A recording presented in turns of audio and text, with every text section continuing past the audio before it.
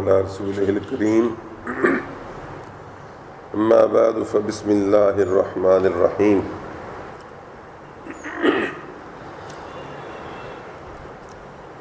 آج نماز فجر میں جو آیات بینات میں نے تلاوت کی ہیں یہ سورہ انبیاء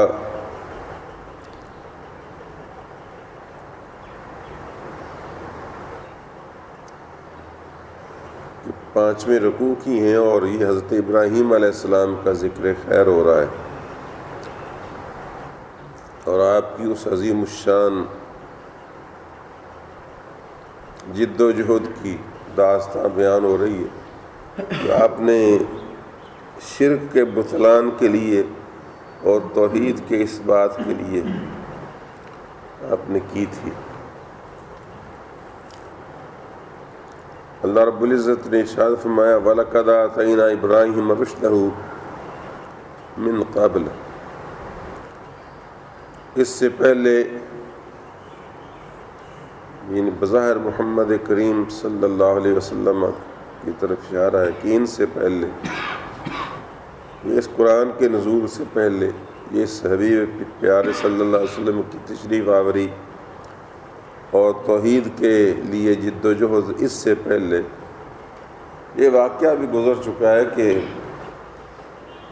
ہم نے ابراہیم کو رشد و ہدایت کا سرچشمہ بنایا۔ وَلَقَدْ آتَيْنَا إِبْرَاهِيمَ رُشْدَهُ، یعنی ابراہیم علیہ السلام کو رشد عطا فرمائی۔ رشد ہدایت کو کہتے ہیں، رہنمائی، اور یہاں بالخصوص علوم نبوت ہیں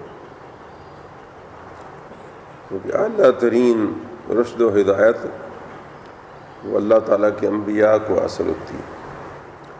وَلَقَدْ آتَيْنَا إِبْرَاهِيمَ، بے شک ہم نے دی ابراہیم علیہ السلام کو من قبل، اس سے پہلے، رشدہ،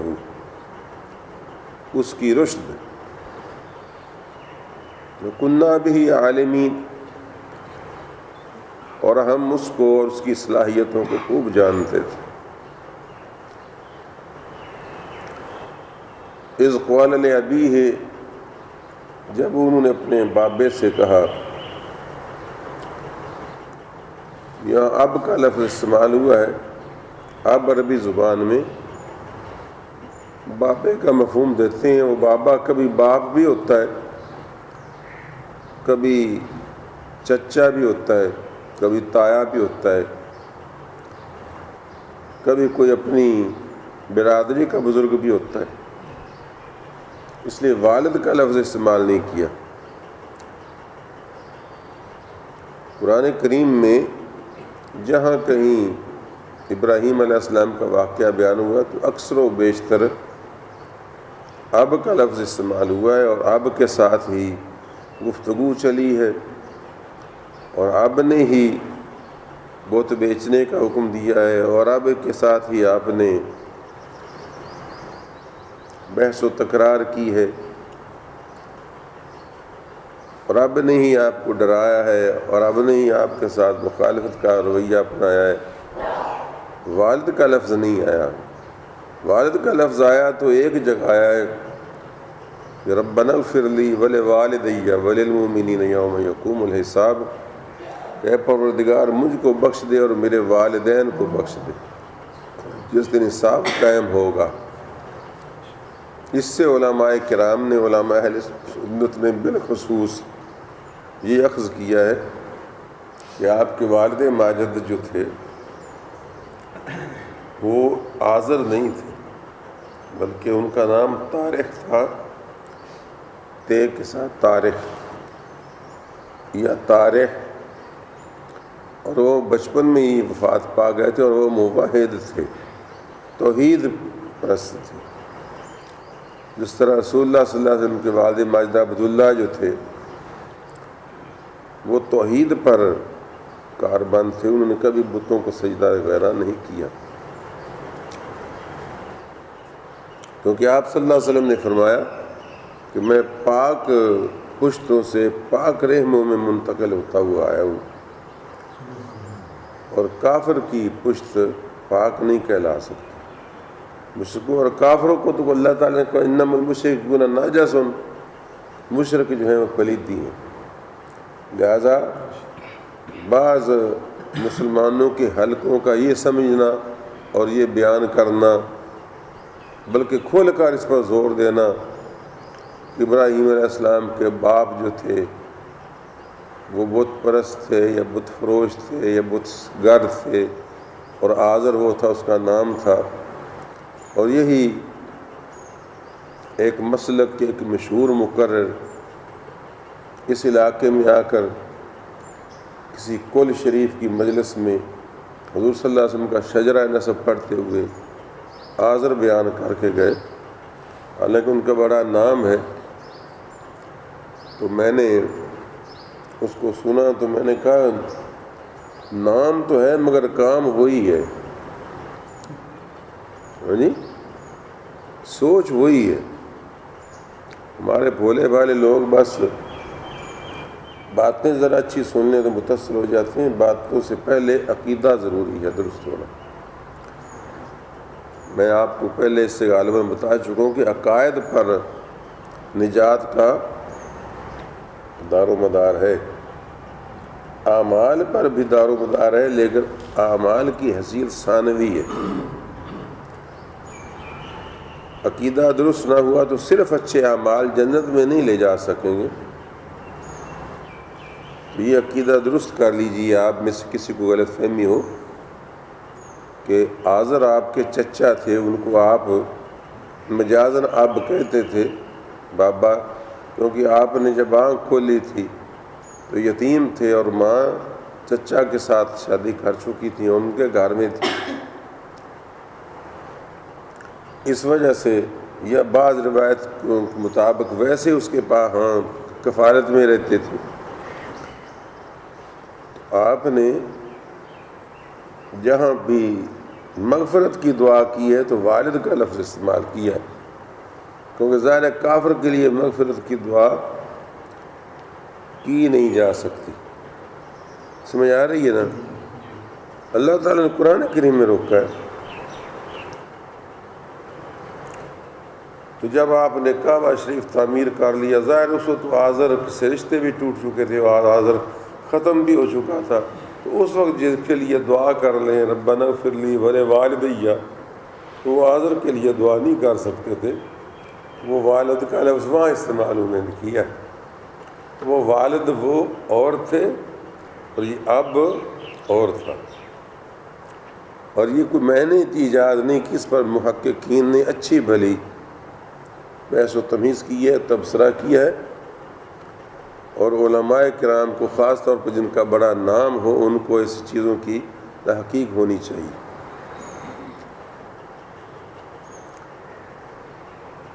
اب بظاہر سے لوگوں کے ذہن میں بندہ یہ بات پھر ڈال کر چلا جائے کہ ابراہیم بن آزر بن فلاں بن فلاں،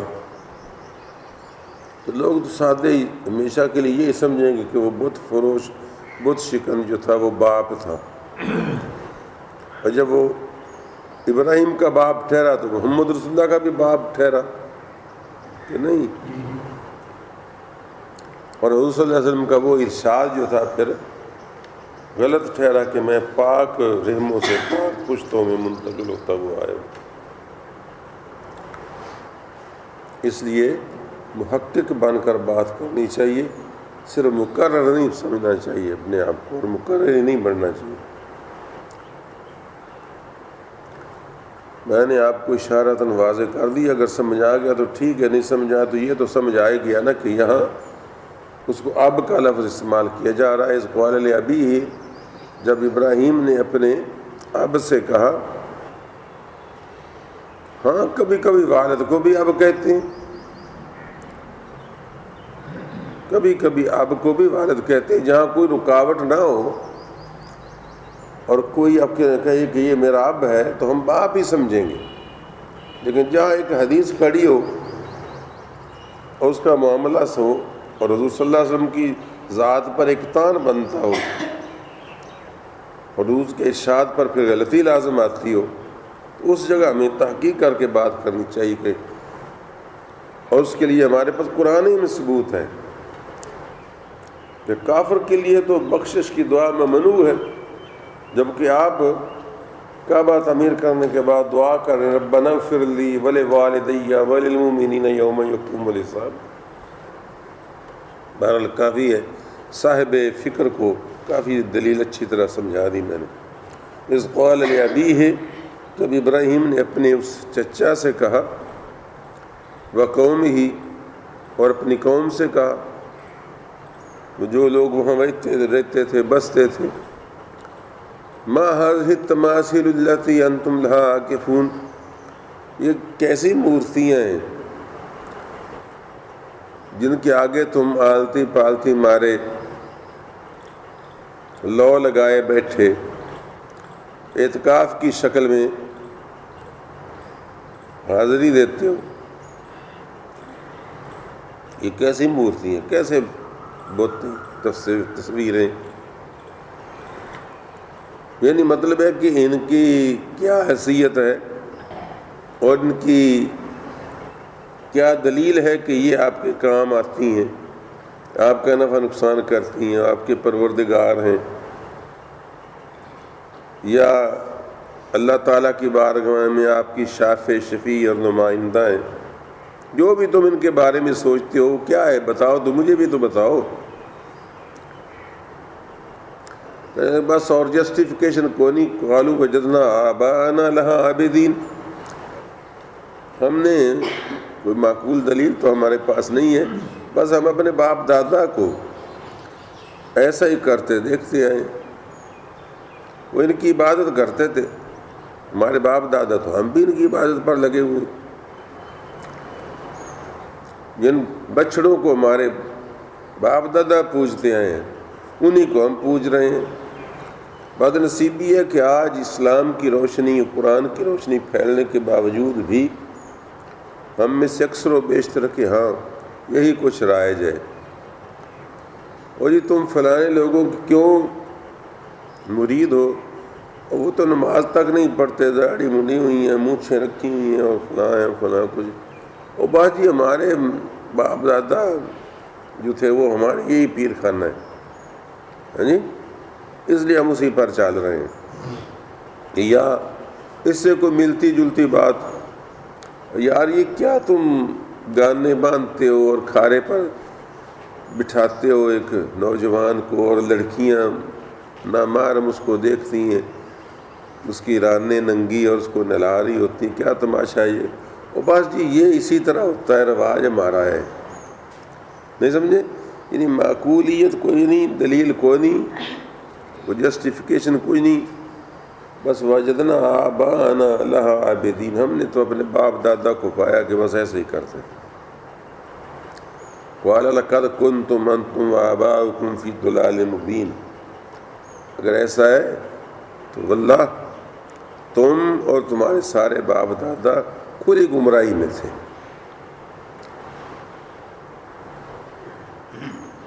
اچھا، قالوا اجئتنا بالحق، یہ سچ مجھ کہہ رہے ہو؟ کیا تو ہمارے پاس حق سچ کی بات لایا ہے اور کہہ رہا ہے ام انت من اللاعبین، یا دل لگی اور ہنسی مذاق کر رہے ہو؟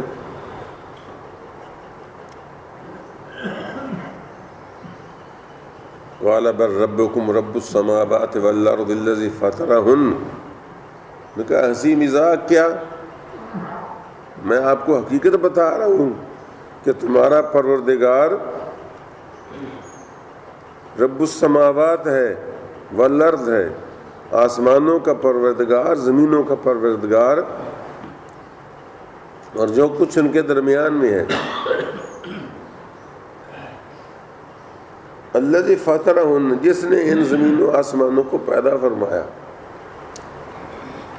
وَأَنَا عَلَىٰ ذَلِكُم مِّنَ الشَّاهِدِينَ، اور میں اس پر گواہ ہوں، میں اللہ کا نبی ہوں، رسول ہوں، اس پر گواہی دیتا ہوں کہ جو میں بات کہہ رہا ہوں وہ حق ہے، اور اللہ تعالیٰ ہی کائنات کا پروردگار ہے، زمین و آسمان کا رب ہے، یہ ہنسی مذاق کی بات نہیں۔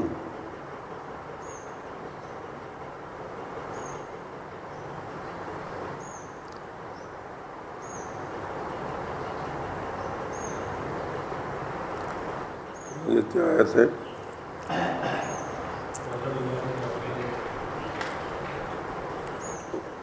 وَتَاللَّهِ لَأَكِيدَنَّ أَصْنَامَكُمْ، فرمایا اور اللہ کی قسم اگر تم باز نہ آئے اس مورتی پرستی سے، بت پرستی سے، اور ان بیکار قسم کے ہاتھوں سے گھڑے ہوئے پتھر کے اور دوسری چیزوں کے بے جان بتوں کو پوجنے سے باز نہ آئے اور اللہ تعالیٰ وحدہ لا شریک کی عبادت اختیار نہ کی، تو اللہ کی قسم لَأَكِيدَنَّ أَصْنَامَكُمْ بَعْدَ أَن تُوَلُّوا مُدْبِرِينَ، تو تم جب یہاں سے چھوڑ کر یہاں سے کہیں باہر جاؤ گے نہ، نکلو گے نا یہاں سے، بت خانے سے، مندر سے، تو میں تمہارے ان بتوں کے ساتھ، ان صنموں کے ساتھ، صنم اصنام جمع ہے اس کی، کے ساتھ کوئی ایسی چال چلوں گا کہ تم پر عیاں ہو جائے گا کہ یہ بیکار کوڈی کے لوگ بھی نہیں ہیں، کوڈی کے کام کے نہیں ہیں، یعنی کوڑی کے کام کے نہیں ہیں۔ اردو میں کہہ لیجیے، ہماری بولی اردو میں پنجابی ہے نا، یہ کوئی پنجابی لفظ بھی منہ سے نکلتا ہے، یہ کوڈی دے بولے دا نہیں، تمہارے ان بتوں کے ساتھ ایسی چال چلوں گا، کوئی ایسا کارنامہ دکھاؤں گا۔ چنانچہ ایسا ہی ہوا جناب، دوسری جگہ قرآن کریم میں بیان فرمایا گیا ہے کہ وہ ان کا ایک تہوار تھا جس پر وہ باہر شہر سے نکل کر آج کل کے بعض لوگوں کی طرح رنگ رلیاں مناتے تھے اور کبڈیاں اور نولے چھوٹتے تھے، اور وہاں کوئی مجرے شجرے بھی ہوتے ہوں گے۔ ظاہر ہے کفار کے طریقے یہی ہوتے ہیں، ان کی خوشیاں بھی اللہ کی نافرمانی میں، ان کے غم بھی اللہ کی نافرمانی میں۔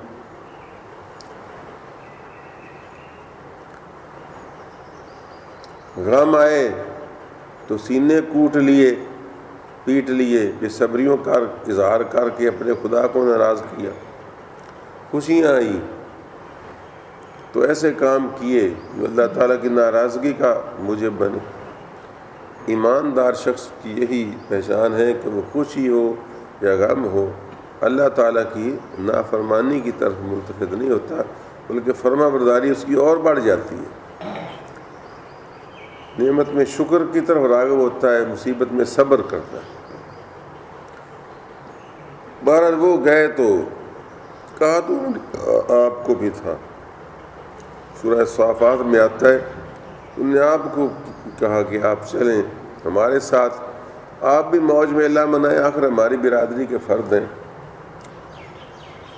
آپ نے فرمایا انی سقیم، میری طبیعت جو ہے نا اس میں بہت سکم ہے، ناراض ہوں، میں غصے میں ہوں، دل سے پھٹا ہوا ہوں تمہارے ساتھ، بس تم چلتے بنو۔ انہوں نے سمجھا کہ شاید ویسے طبیعت کی ناساز ہے، بخار شکار ہوگا یا کوئی اور مسئلہ ہوگا۔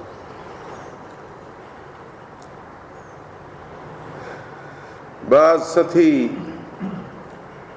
لوگ جو اپنے آپ کو اہل حدیث بھی کہتے ہیں، کل بھی آ رہا تھا اس پر ایک سوال غامدی سے کس نے کیا، اس نے جواب دیا تھا کہ ابراہیم علیہ السلام سے جی بعض باتیں ایسی منسوب ہیں جن کے متعلق بعض لوگ کہتے ہیں کہ انہوں نے غلط بیانی کی۔ اس نے ویسے صحیح جواب دیا کہ غلط بیانی کی نسبت غلط ہے، وہ غلط فہمی ہے جو سمجھتے کہ آپ نے غلط جواب دیا، آپ نے توریہ سے کام لیا۔ توریہ ہوتا ہے کہ ایک بات اس انداز سے کی جاتی ہے کہ سننے والا اس کا مطلب اور سمجھتا ہے اور کہنے والے کا مقصد اور ہوتا ہے۔ کہنے والا اپنی طرف سے سچی بات کہہ رہا ہوتا ہے، لیکن سننے والا اپنی طور پر غلط فہمی سے غلط بات سمجھ رہا ہوتا ہے۔ اس کی ایک خوبصورت مثال وہ ہے جو ہجرت کے روز ابو بکر صدیق رضی اللہ تعالیٰ عنہ نے ایک کافر کے جواب میں کہی تھی. جب آپ جا رہے تھے رسول اللہ صلی اللہ علیہ وسلم آگے آگے کچھ فاصلے پر تھے، کیونکہ حضرت ابوبکر صدیق رضی اللہ تعالیٰ جان بوجھ کر کبھی آپ سے کچھ آگے فاصلے پر ہو جاتے تھے تاکہ آگے دیکھیں کہ کوئی دشمن تو نہیں کہیں دائیں بائیں آئے قریب آ رہا، تاکہ آپ کو پیچھے روک لیا جائے. کبھی پیچھے ہو جاتے تھے کہ اگر کوئی پیچھے سے آئے تو پہلے مجھ تک پہنچے اور رسول اللہ صلی اللہ علیہ وسلم اس عرصے میں اپنے آپ کو محفوظ کر لیں گے اور تکلیف جو ہے مجھ تک پہنچ جائے تو پہنچ جائے. جہاں نثار جو تھے حضور صلی اللہ علیہ وسلم سے، تو کسی نے آپ کو دیکھا تو وہ ابو بکر کو پہچانتا تھا، اس لیے کہ ابو بکر صدیق جو تھے وہ مکہ کی ایسی شخصیت تھے جو چلتے پھرتے رہتے تھے، کبھی تجارت کے سلسلے میں، کبھی کسی ثالثی وغیرہ کے سلسلے میں. ان چلتے پھرتے آدمی تھے، ملنے ملانے والے لوگوں سے، تاجر جس طرح ہوتے ہیں، اور دوسرے معاملات میں بھی بہت سارے لوگوں کے معاملات میں وہ کفیل تھے. دیت وغیرہ میں نے آپ کو ہی بتایا ہوتا ہے، ان کی ایک ڈیوٹی تھی، ذمہ داری تھی.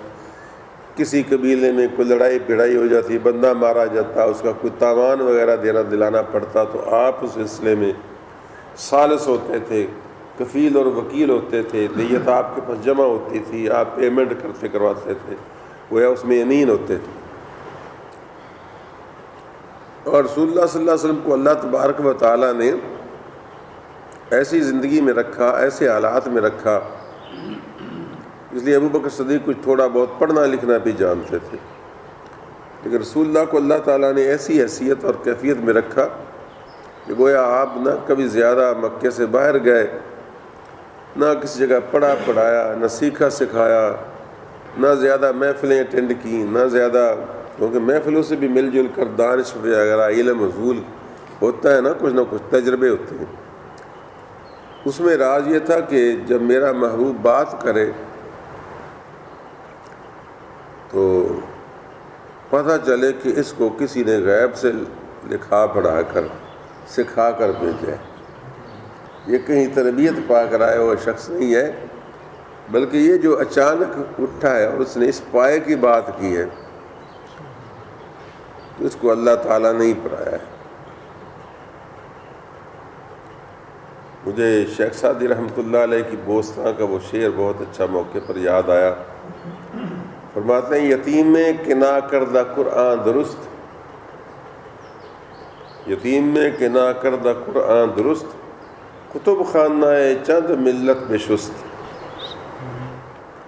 وہ یتیم ہستی جس نے کسی کے پاس جا کر نورانی قاعدہ بھی نہیں پڑھا، ہاں جی، الف با بھی نہیں سیکھی، اس یتیم نے کتب خانہ چند ملت میں شست، کتنی ہی قوموں اور ملتوں کے پورے کتب خانے دھو ڈالے، فارس کے، روم کے، جن کے پاس بڑے بڑے یونان کے علوم کے خزانے تھے، ان پر پانی پھیر دیا. ایک ایسا نظام، ایسی کتاب، ایسا قرآن عطا فرمایا اس یتیم نے، بڑی بڑی ملتوں اور قوموں کے کتب خانے دھو کر رکھ دیے. حالانکہ اس نے تو کہیں جا کر الف بے بھی کسی سے نہیں سیکھی. جی تو قصہ مختصر، وہ آپ نے توریہ سے کام لیا تھا، تو ابو بکر صدیق سے اس کافر نے پوچھا کہ ابو بکر یہ تیرے ساتھ کون ہے؟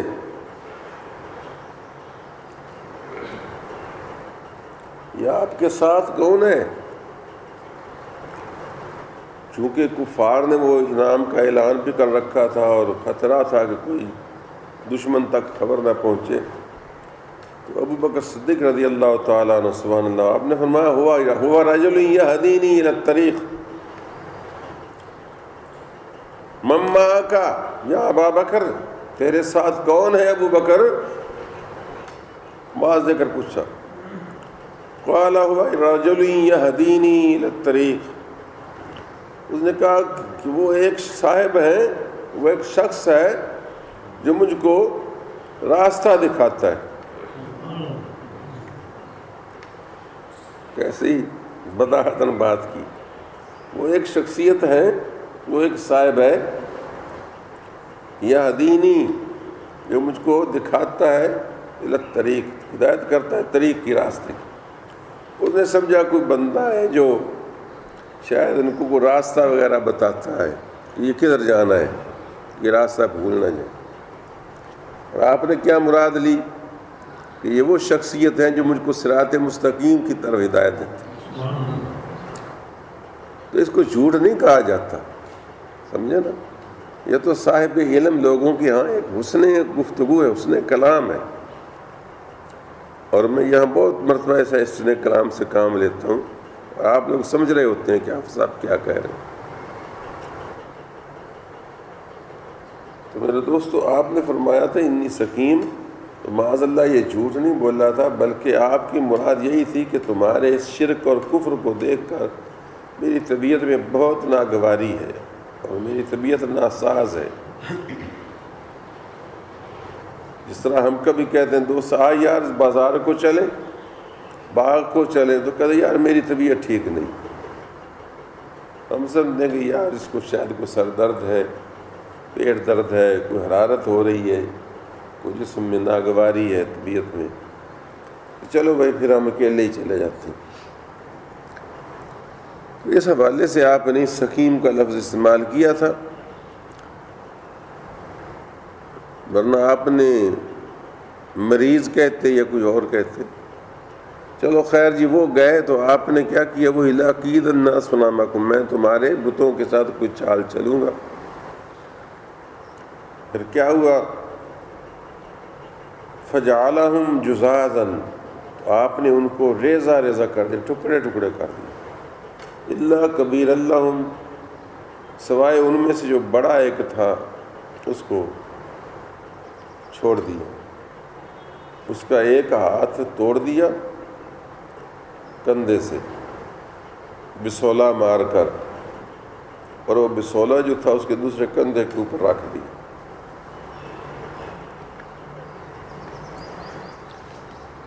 لعلہم الیہ یرجعون, تاکہ شاید وہ اس کی طرف لوٹیں, رجوع کریں.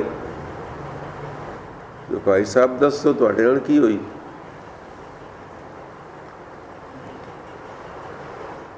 چنانچہ ایسا ہوا جب وہ لوٹ کے آئے اور دیکھا کہ بت خانے کا حشر نشر ہو چکا ہے اور سارے بت ٹوٹے پھڑے, اور وہ بڑا بت جو تھا ایک موڈا لوائی کھلا تھا, یہ موڈے اتنے بسولہ رکھا ہوا ہے.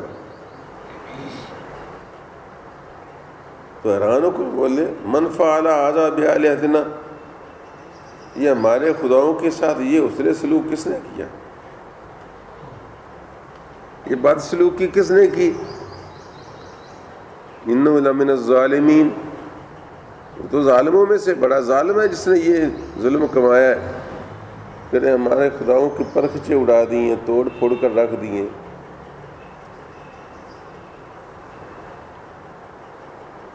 پھر بعض دوسرے بولے یار سمعنا فتان, ہم نے ایک نوجوان کو باتیں کرتے سنا ان کے خلاف.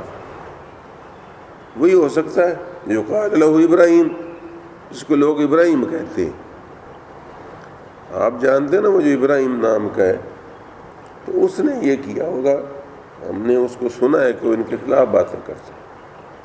قالوا سمعنا فتى یذکرہم, ہم سنا ایک نوجوان سے, یذکرہم جو ان کا ذکر کیا کرتا ہے.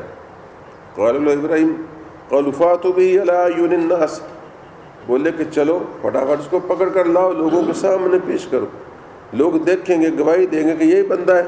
بھلا لعلہم یشہدون, تاکہ وہ گواہی دیں کہ یہی ہے جو ان کا دشمن ہے اور ہمارا دشمن ہے, اور اسی نے یہ کام کیا. چنانچہ حضرت کو وہ لے آئے. یہی آپ چاہتے تھے کہ سب کے سامنے آؤں اور سب کو لاجواب کر کے اللہ تعالیٰ کی توحید پر دلائل قاہرہ اور براہین باہرہ قائم کروں.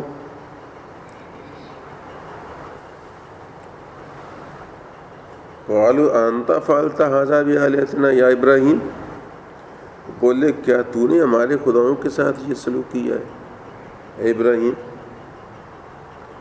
حضرت نے یہاں پھر ایک اور توریہ استعمال کیا، قال بل فعلہ۔ یہاں قرات کے دو قاعدے ہیں، فعلہ پر وقف کیا جا سکتا ہے، آپ دیکھیں گے تو وہاں آپ کو ایسے اشارات لکھے ہوئے ملیں گے، اگر کوئی چاہے تو وہاں وقف کر سکتا ہے۔ اس صورت میں ترجمہ یوں ہوگا قال بل فعلہ، آپ نے فرمایا بلکہ کیا ہے اس نے اس کے ساتھ، اس نے اس کے ساتھ کیا ہے، اس نے، وہ ابراہیم بھی ہو سکتا ہے، کیونکہ فعلہ کا فاعل جو ہے اس کا نام تو نہیں بتایا گیا، اس کو مبہم رکھا گیا، قال بل فعلہ،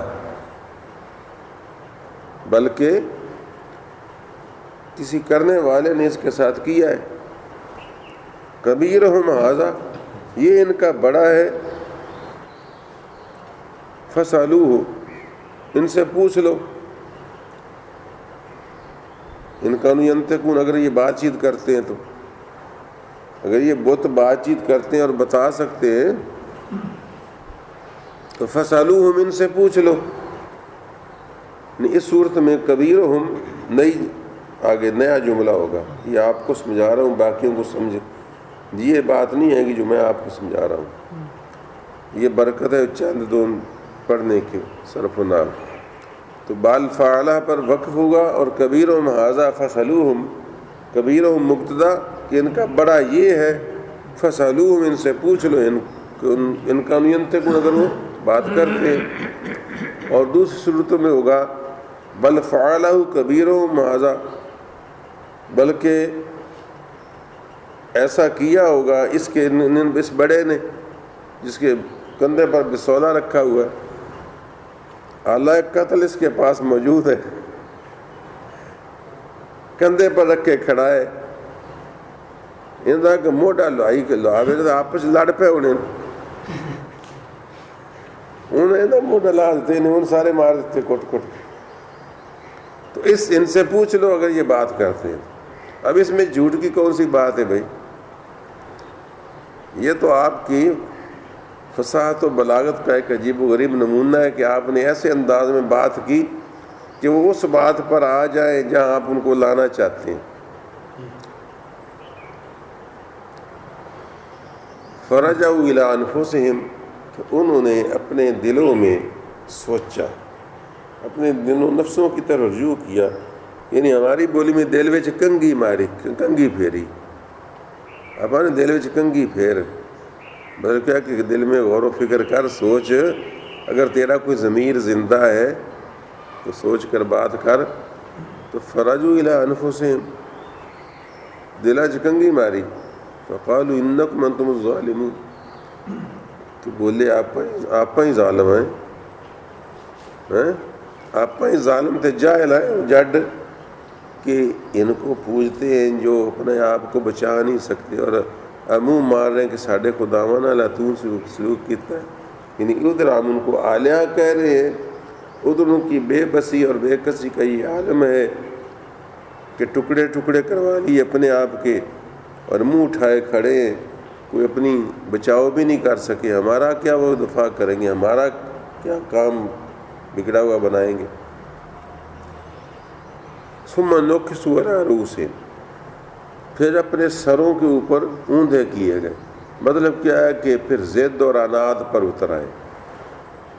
بات سمجھ بھی آ جائے تو پھر بندہ اگر ضد اور عناد پر اترا ہوا ہو نا، جس طرح بعض باطل پرست لوگوں کے ساتھ مناظرہ کیا جائے تو ادھر سے لاجواب ہوئے تو کوئی اور طرف نکل پڑے، ادھر سے لا جاؤ تو کسی اور کی ادھر سے لا جاؤ تو گال کاٹ دیتی تاکہ لڑائی پہ جائے، ہے جی، ہلا ہلا کر کے دوڑ گئے، ایسی جیت گئے، ایسی جیت۔ ثم نکسوا علی رؤوسہم، تو پھر اڑب ہو کر، یعنی ضد اور عناد میں بولے، لقد علمت، تو اچھی طرح جانتا ہے، ما ہؤلاء ینطقون، کہ یہ بات چیت نہیں کرتے ہیں، کبھی بولے ہمیں مزاق کرتے ہو کہ ان سے پوچھو، تو جانتا ہے کہ یہ بات چیت نہیں کرتے، تو ہمیں کہہ رہا کہ ان سے پوچھو۔ تو آپ نے فرمایا قال اف لکم ولما تعبدون من دون اللہ افلا تعقلون، اور پھر اگر یہ بات بھی نہیں تم سے کر سکتے، یہ بھی نہیں بتا سکتے کہ ہمیں کس نے مارا، کس نے توڑا، تو اف لکم، وہ پھٹکار ہے تم پر بھی، ولما تعبدون من دون اللہ، اور ان پر بھی جن کو تم اللہ کے سوا پوجتے ہو۔ افلا تعقلون، عقل شعور سے بالکل ہی عاری ہو گئے ہو، جو اپنی حفاظت نہیں کر سکتے تمہاری خاک حفاظت کریں گے۔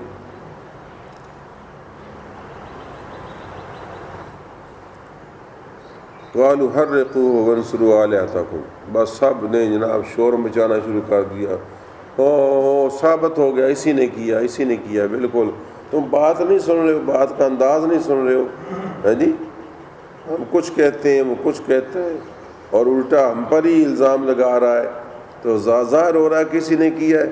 تو قالوا حرقوه، تو ضد اور عناد کی اس چکی میں پھنستے ہوئے بولے حرقوه، اس کو جلا ڈالو۔ بس اس کا حل اور اس کا سزا اور نتیجہ یہی ہے۔ نمرود کو اعتماد میں لیا اللہ تعالیٰ نے، مختصر قرآن کریم بڑی فصاحت ہے، بات سمجھ آتی جاتی ہے، لیکن پوری بہت زیادہ تفصیل بھی میری طرح نہیں کہ ہر بات کو بہت لمبا کیا جائے۔ تو قالوا، سب بولے، ان میں نمرود بھی شامل تھا، ظاہر ہے اس تک بات پہنچی، اور اس نے فیصلہ کیا کہ حرقوه، اس کو آگ میں جلا ڈالو ابراہیم کو۔ وانصروا آلہتکم ان کنتم فاعلین، اور اپنے خداؤں کی مدد کرو اگر کچھ کرنا ہے تو۔ باتیں بنانے سے نہیں مسئلہ حل ہوگا، یہ فیصلہ کن وار کرنا پڑے گا۔ اب بڑی ہو گئی، بڑے عرصے سے برداشت کرتے آ رہے ہیں۔ چنانچہ انہوں نے بہت بڑی آگ جلائی، جس طرح کہ آپ نے سنا ہوا ہے، قرآن کریم نے اس کی تفصیل نہیں بیان کی، بہرحال بہت بڑی آگ جلائی، اتنی بڑی آگ جلائی کہ میل بھر اوپر سے بھی کوئی پرندہ اٹھتا ہوا گزرتا تو بھون کر اس کے اندر گر جاتا۔ اتنی بڑی آگ کیوں جلائی؟ حالانکہ وہ تو تھوڑی سی تیل چھڑک کر دیا سلائی دکھا دینا ہی کافی تھا، اصل میں دل میں چور تھا، تسلی نہیں ہو رہی تھی کہ یہ جل جائے گا کہ یا نہیں جلے گا، تو انتظام تو وافر کرنا چاہیے نا، بلکہ پھر بھی دل میں دھڑکا تھا، اور اپنی طرف سے کوئی ایسے ہتھ کنڈے بھی استعمال کیے کہ آپ کا لباس اتروا دیا، اور نمرود نے اپنا لباس پہنا دیا کہ اگر یہ بچ گیا تو میں کہوں گا وہ میرے لباس کی وجہ سے بچ گیا۔ اس طرح کے انہیں پھونڈے سے بہانے، بے ربط سی تدبیریں، سطحی سی سے پروگرام بنائے، گوپھی میں ڈالا اور حضرت کو اس میں ڈال دیا۔ روایات میں جس طرح آتا ہے آپ اس وقت یہ پڑھتے جا رہے تھے حسبی اللہ و نعم الوکیل نعم المولا و نعم النصیر، اللہ مجھ کو کافی ہے اور بہترین کارساز، بہترین میرا مولا ہے اور بہترین مددگار۔ یہ وظیفہ ہے، بڑا مجرب وظیفہ ہے، جب آپ حالات کی آگ، دہکتی ہوئی آگ میں ڈال دیے جائیں۔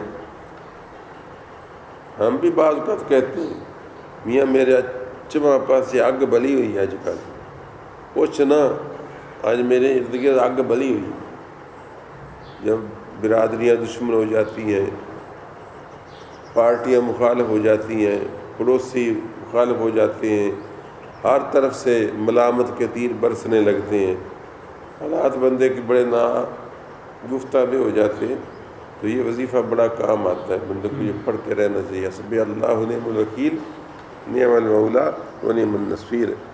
تو یہ پڑھتے ہوئے آپ نے بہت ساری باتیں یہاں سنی ہیں، پھر بات لمبی ہو جائے گی۔ بہرحال آپ آگ میں چلے گئے، اور وہ آگ جو تھی، جو بظاہر سب کی آنکھوں کے سامنے آگ تھی اور جلاتی تھی، وہ قریب تک نہیں جا سکتا تھا، تاکہ آپ کو گوپھی میں منجنیق میں ڈال کر پھینکا گیا تھا۔ اللہ تعالیٰ فرماتا ہے قلنا یا نار کونی بردم وسلاما علی ابراہیم، تو ہم نے کہا، یہ کہا ضروری نہیں ہوتا کہ زبان سے ہی کہا ہو، ارادے کو بھی ہم کہا کہہ لیتے ہیں۔ میں آکھیا اج خیر ہوئے، یہ کیویں بیٹھا ہے، اس کا مطلب کیا ہوا کہ میں نے سوچا، نہیں سمجھے؟ میں آکھیا اج خیر ہے، یہ کدھر آیا ہوئے؟ تو دل میں کہنے کو بھی، خیال کرنے کو بھی کہا جا سکتا ہے۔ اس وجہ سے قلنا مانا ضروری نہیں کہ اللہ تبارک و تعالیٰ نے کوئی آواز دے کر کہا ہو، اور وہ تو آواز سے پاک ہے، جیسے منہ سے ندا دی اور تو منہ سے بھی پاک ہے۔ اذا اراد شیئا ان یقول له کن فیکون، جب وہ ارادہ فرمائے کسی شے کا کہ ہو جائے تو وہ ہو جاتی ہے۔ تو قلنا یا نار کونی بردم وسلاما، ہم نے کہا اے آگ، ہم نے ارادہ فرمایا کہ اے آگ ٹھنڈی ہو جا، اور سلامتی والی ٹھنڈی ہونا ہے، زیادہ ہی نہ ٹھنڈی ہو جانا کہ ٹھنڈ بھی تکلیف دیتی ہے۔ علی ابراہیم، ابراہیم علیہ السلام پر چنانچہ وہ آگ جو تھی گلزار ہو گئی، 40 روز تک بھڑکتی رہی، آہستہ آہستہ بجھتی رہی، 40 روز تک وہ قریب بھی نہیں جا سکتے تھے۔ یہ تسلی کروائی جا رہی تھی کہ تم یہ نہ کہو کہ یہ جو آگ لگ رہی تھی اور جادو کی آگ ہو گئی تھی اور فلاں، اور شاید آگ تھی نہیں، تمہیں نظر آ رہا تھا کہ 40 روز تک بجھتے بجھتے اس نے لگا، اتنی بڑی چتا تھی۔ اس کے بعد حضرت ابراہیم علیہ السلام اس میں صحیح سالم برآمد ہوئے۔ اللہ تعالیٰ نے وہ نمرود کے کرتا اتروا دیا، جبریل آئے اور جنت کا ایک کرتا آپ کے گلے میں ڈال گئے۔ اس جنتی کرتے کی بھی برکت شامل حال ہو گئی، اللہ تعالیٰ کا ارادہ بھی شامل حال تھا، آپ کے وجود کی برکتیں بھی شامل حال تھیں۔ وہ سب کچھ مل ملا کر، یعنی کوئی بھی ایسی چیز نہیں جس کا انکار کیا جا سکے، سب کچھ ہی آپ کے پاس اللہ کے فضل و کرم سے تھا۔ حتیٰ کہ وہ بندش جو تھی جس میں آپ باندھے ہوئے تھے وہ بھی جل گئی، وہ رسیاں جن کی بندش تھی وہ بھی جل گئیں، کرتا نمرود کا بھی جل گیا، تاکہ اس کی یہ چال بھی الٹی پڑے کہ تیرا کرتا جل گیا، کرتا کیا بچا سکتا تھا۔ اور ابراہیم علیہ السلام اللہ تعالیٰ کی 40 روز اس میں حمد و ثنا اور تسبیح کرتے رہے۔ وَأَرَادُوا بِهِ كَيْدًا، اللہ فرماتا ہے انہوں نے میرے دوست خلیل کے ساتھ چال چلی، فریب کیا، داؤ لگایا کہ ہم اس کو نیست و نابود کر دیں گے۔